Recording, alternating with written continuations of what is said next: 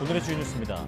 수도권을 비롯한 중부지방에 내린 폭우로 주택이나 차량 침수 수백여 건이 접수되는 등 곳곳에서 피해가 속출했습니다. 광주 전남 지역에 호우특보가 내려진 가운데 오늘은 남부지방을 중심으로 많은 비가 내리겠고 주말인 내일 전국에 또 강한 비가 예보됐습니다. 유상임 과학기술정보통신부 장관 후보자가 꼭 필요한 R&D 예산이 반영될 수 있게 노력하겠다고 밝혔습니다. 유 후보자는 최근 R&D 편성 과정에서 과학기술계와 소통이 부족했다며 장관이 되면 필요한 곳에 예산을 반영할 수 있는 여지가 있는지 충분히 찾겠다고 말했습니다. 인공지능을 이용해 똑똑해진 CCTV가 범죄 징후를 사전에 감지하고 발생 가능성까지 예측할 수 있게 됐습니다. 개발한 기술은 특히 재범 우려가 큰 고위험군 범죄자에 한해 범죄 위험도까지 분석해줘 실제 현장에 적용 가능합니다. 지금까지 발견된 공룡 화석 가운데 보존 상태가 가장 완벽한 스테고사우루스 화석이 경매에 나왔습니다. 우리 돈 615억 원에 팔려 최고가를 기록했는데 고생물학계는 연구를 위한 접근이 어려워진다며 이번 공룡 화석이 경매에 나온 것을 비판했습니다.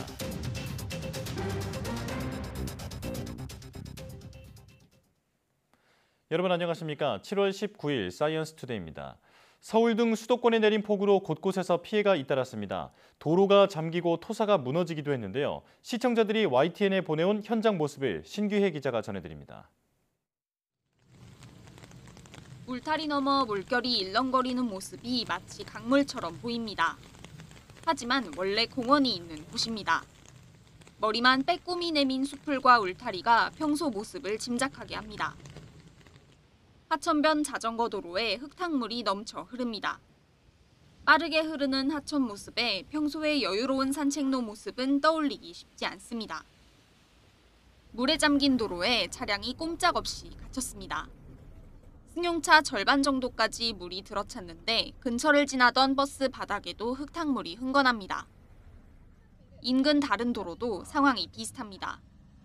승용차들이 마치 물에 둥둥 떠다니듯 주행합니다. 물이 더 차면 자칫 침수 피해를 입지 않을지 우려되는 상황입니다. 서해안 고속도로 운산터널 근처입니다. 역시 흙탕물이 가득한 도로 옆 언덕에서 물이 콸콸 솟구칩니다. 도로로 쏟아지는 흙탕물을 피해 차들이 서행하는 모습입니다. 도로변 언덕이 무너지는 사고도 있었습니다. 흙더미와 돌덩이가 쏟아져 차선을 가로막았는데 중장비를 동원해 치우는 작업이 한창입니다.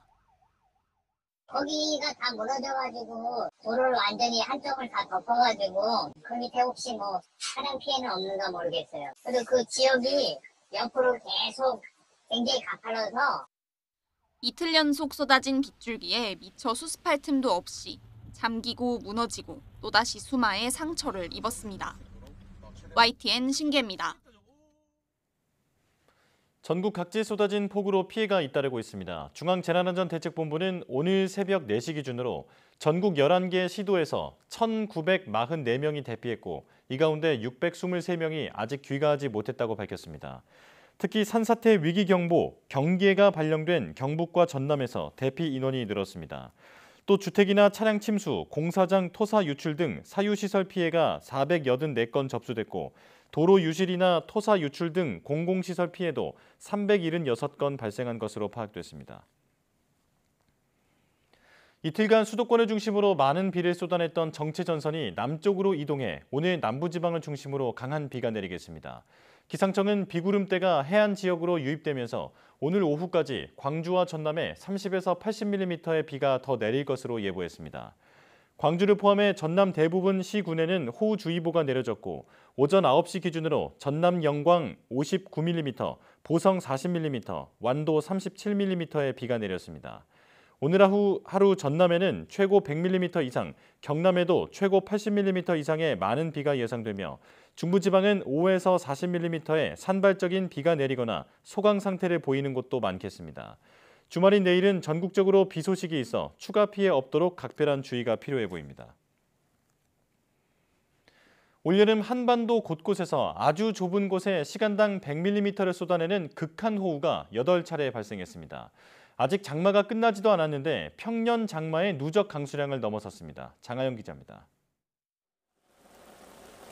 16일 밤부터 어제 아침까지 36시간 동안 경기 북부 판문점에 내린 비는 무려 614.5mm. 이틀 동안 밤마다 300mm 넘는 비를 쏟아낸 겁니다. 이런 괴물호우는 올여름 드물지 않게 발생하고 있습니다. 50년 빈도의 비를 일컫는 1시간 100mm 호우가 이번 달 벌써 8차례 발생했습니다.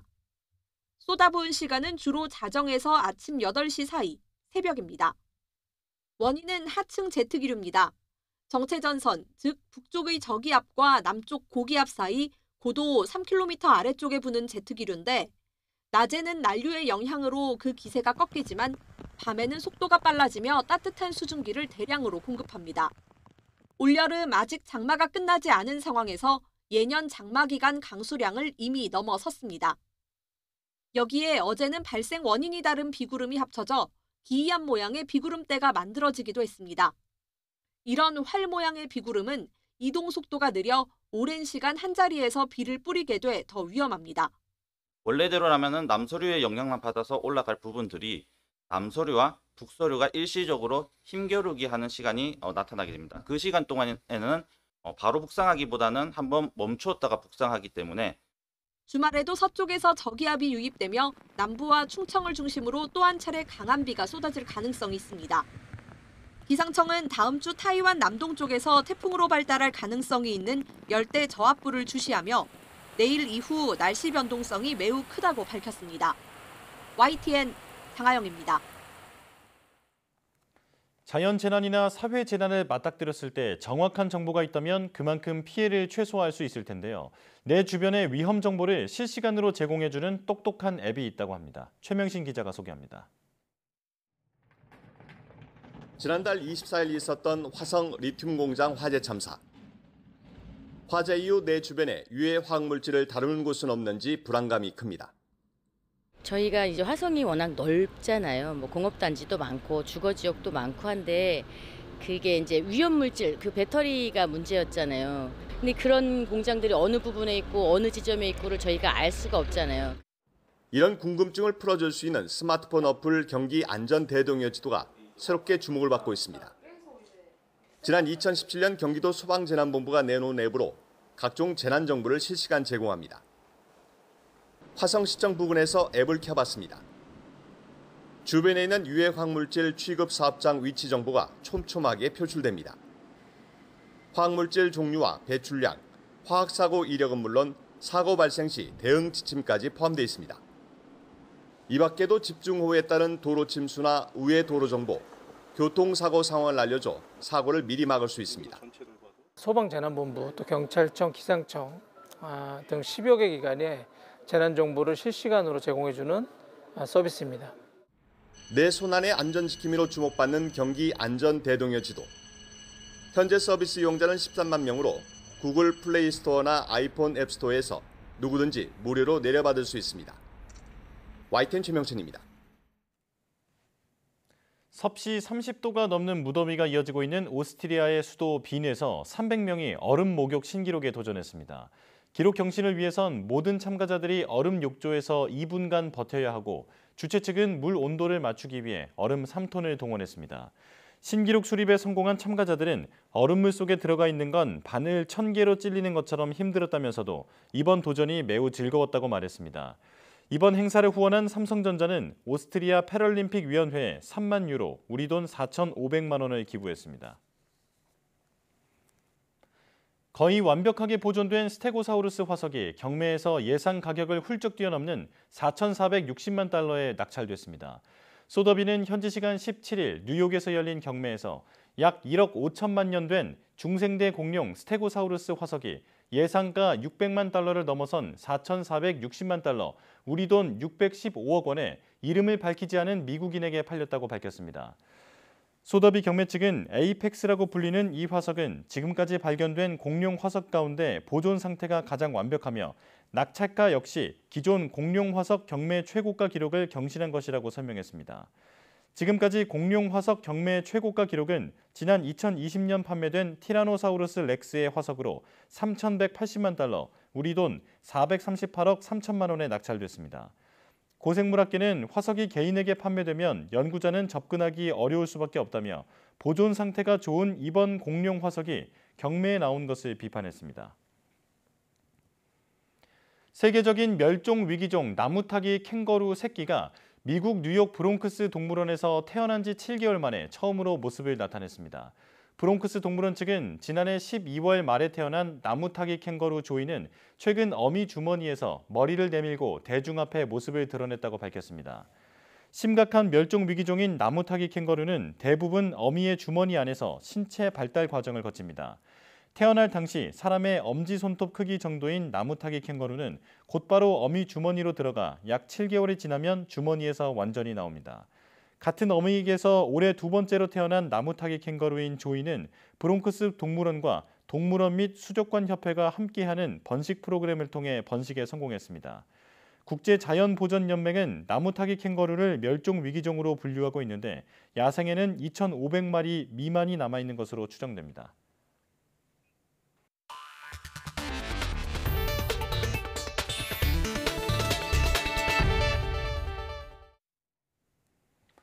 유상임 과학기술정보통신부 장관 후보자는 현장 연구자들과 적극적으로 소통해 꼭 필요한 R&D 예산이 반영될 수 있게 노력해 과학기술인이 자긍심을 갖고 일할 수 있게 하겠다고 밝혔습니다.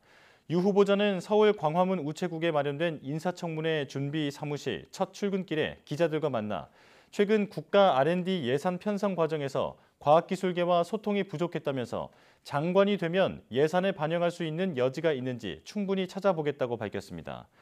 또 디지털 시대에 선진국과의 경쟁을 이겨내야 한다면서 우리나라가 과학기술로 선진국에 진입할 수 있게 기반을 닦는 일에 헌신하겠다고 덧붙였습니다.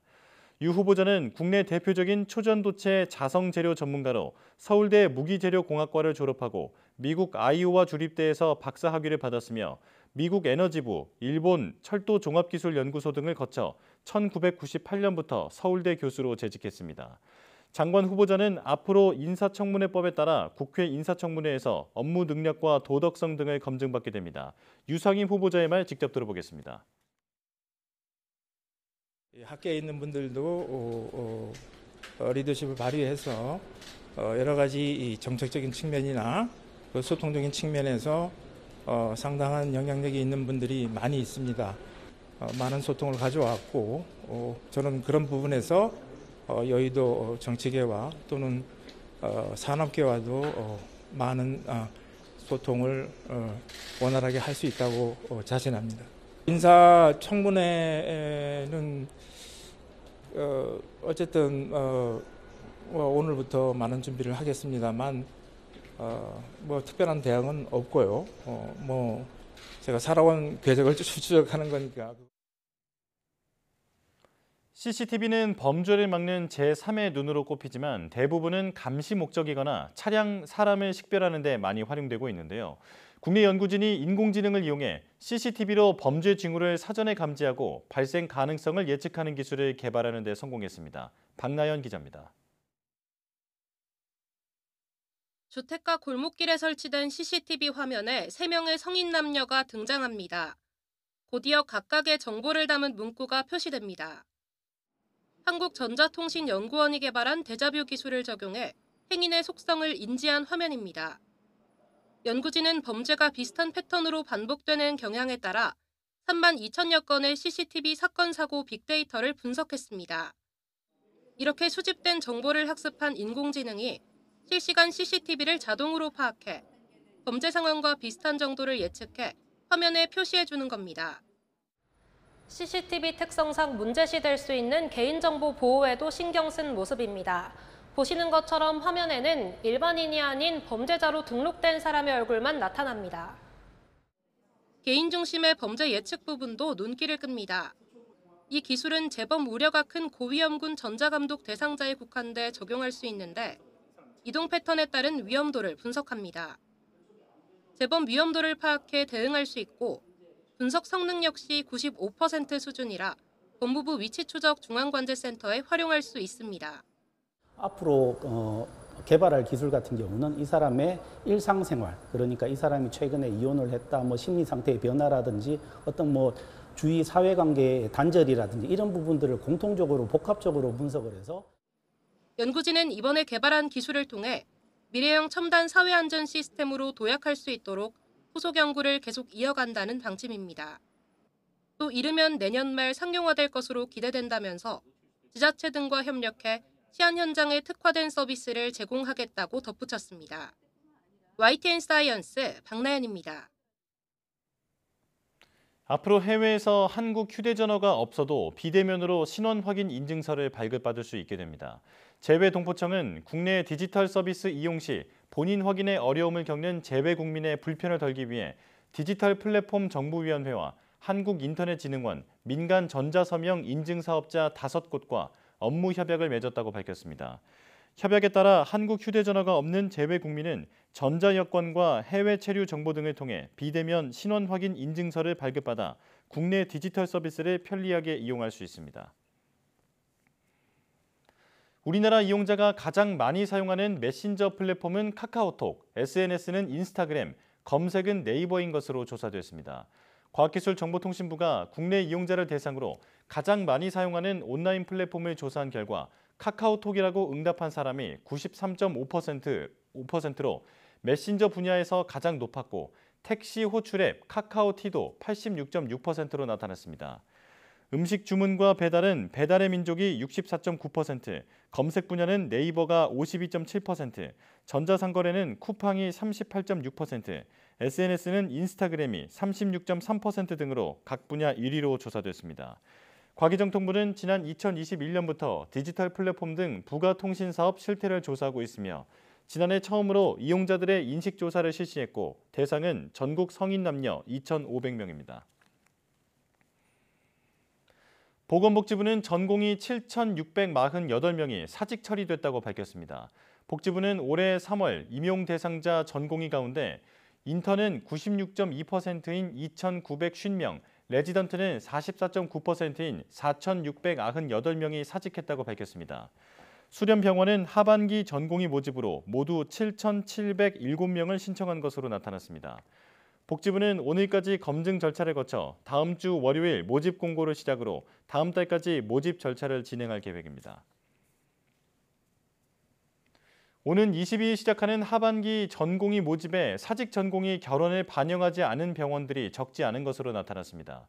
서울대병원 교수 비대위는 하반기 전공의 모집 인원에 이번에 사직한 전공의 결혼이 아닌 기존에 필요했던 결혼에 대해서만 신청했다고 밝혔습니다. 이는 교수들 설문 결과와 사직한 전공의들의 의견을 반영한 결과라고 설명했습니다. 고려대 의료원의 경우 과별로 추가로 뽑을 전공의 인원을 내라고 했는데 여러 과에서 결원을 제출하지 않은 것으로 전해졌습니다.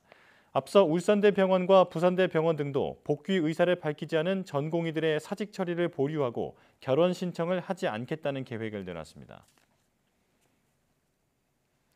정부는 하반기 전공의 모집에서 지역별 지원 제한을 두지 않기로 해 지방 전공의들이 이른바 서울의 빅5 수련병원에 진출하는 것을 가능하도록 했습니다. 복귀하지 않은 전공의 가운데 병역 대상자는 입대해야 한다는 점도 못 박았는데요. 전공의들은 복지부 장관과 수련병원의 병원장들을 직권 남용으로 고소하기로 하면서 맞대응에 나섰습니다. 홍선기 기자입니다. 정부는 사직 처리 완료 시한까지 복귀 의사를 나타낸 전공의가 거의 없다는 점에 아쉬움을 나타냈습니다. 정부가 일부의 비판에도 불구하고 환자와 전공의, 우리나라 의료를 위해 내린 결단과 진심이 전해지지 않아 매우 안타깝습니다. 기대했던 성과는 없었지만 하반기 전공의 모집 절차는 예정대로 오는 22일부터 시작합니다. 예고했던 대로 전공의 사직 처리를 하지 않은 병원에 대해서는 전공의 정원을 축소하겠다는 방침도 재확인했습니다. 전공의 복귀를 유인하기 위한 추가 특례를 내놓을 생각이 없음도 분명히 했습니다. 다만 수련병원에서 전공의를 한 명이라도 더 고용할 수 있도록 하기 위해 올해 하반기에는 지역별 지원 제한을 두지 않기로 했습니다. 지방에서 수련하던 전공의들이 이른바 빅5 수련병원에서 수련할 길을 열어준 건데 얼마나 유인 효과를 거둘지는 미지수입니다. 하반기 모집에 응하는 전공의는 입영 연기 특례도 제공되지만 그렇지 않은 경우 사직 처리에 따른 입대를 피할 수 없다는 점도 명시했습니다. 9월 하반기에 복귀하지 않은 전공의들에 대해서는 군 의무사관 후보생으로 이렇게 등록이 되어 있기 때문에 군대에 입대를 하셔야 됩니다.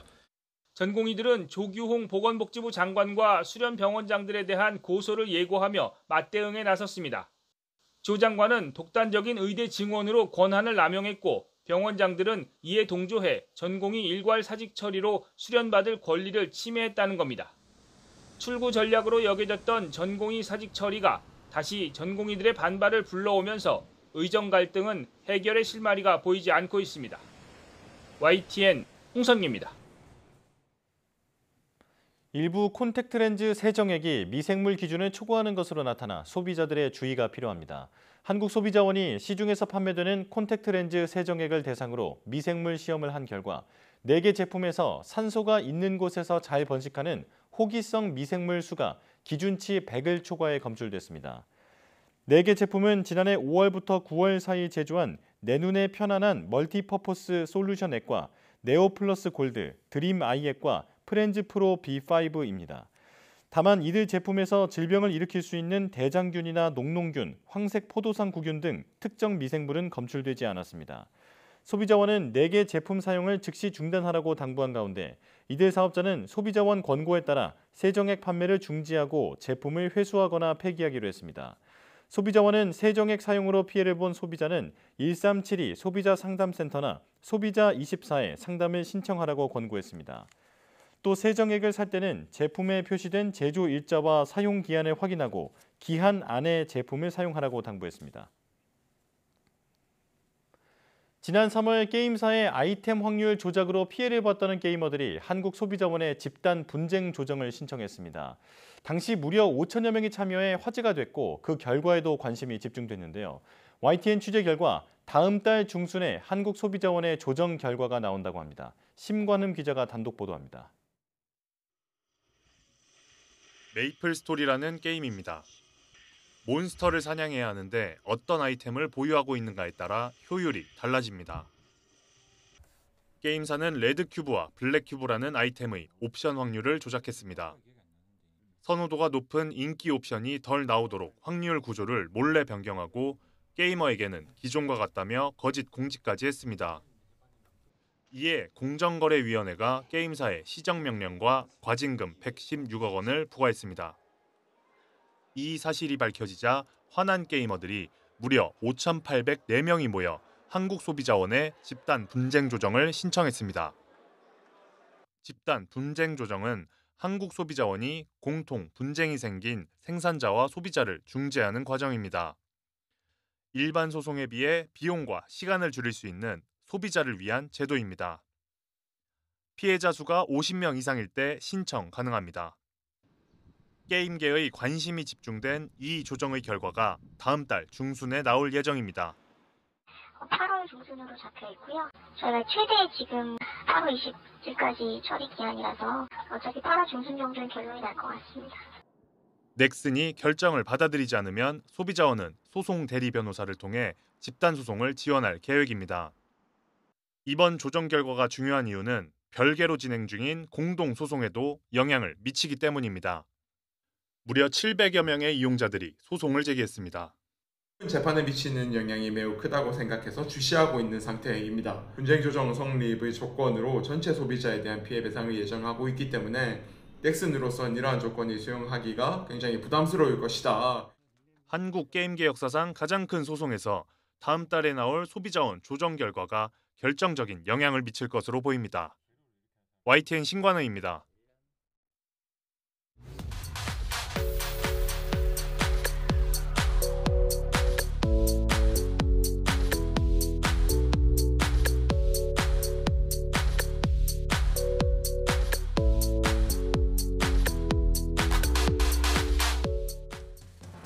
장마 전선이 남하하면서 지금 남부지방에 많은 비가 내리고 있는데요. 이렇게 장마 전선이 아래쪽으로 이동할 때는 북쪽의 건조한 공기가 남쪽의 습한 공기를 밀어올려 거대하고 강한 비구름이 만들어진다고 합니다. 비 피해 없도록 철저히 대비하시고 운전 시 교통 통제에도 잘 따라주시기 바랍니다. 뉴스 마칩니다. 고맙습니다.